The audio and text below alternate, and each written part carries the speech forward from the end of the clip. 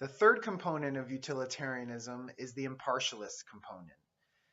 The impartialist component essentially states that we should care about the happiness of others.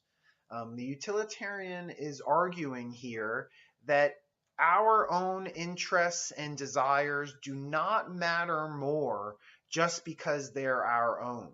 In other words, your own happiness is not more valuable just because it's yours. You should consider the happiness of others as equally valuable as your own happiness. In this sense, utilitarianism is supporting a kind of equality or fairness when considering the morality of our actions.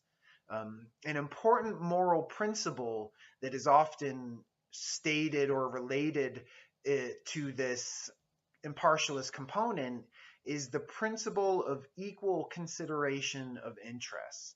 Basically, this principle says if a being is sentient, if a being has interests in pleasure and happiness and avoiding pain and suffering, then that being deserves equal consideration of those interests. You should consider those sentient interests as equal to your own.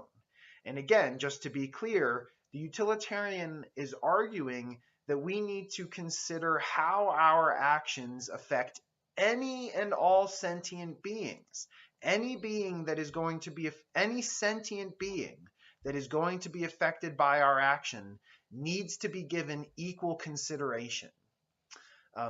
We can think of this as putting ourselves in the shoes or in the perspective of these other sentient beings, right? The utilitarian is saying you have to think about how your action is going to make that sentient being feel. How is your action going to make that person feel?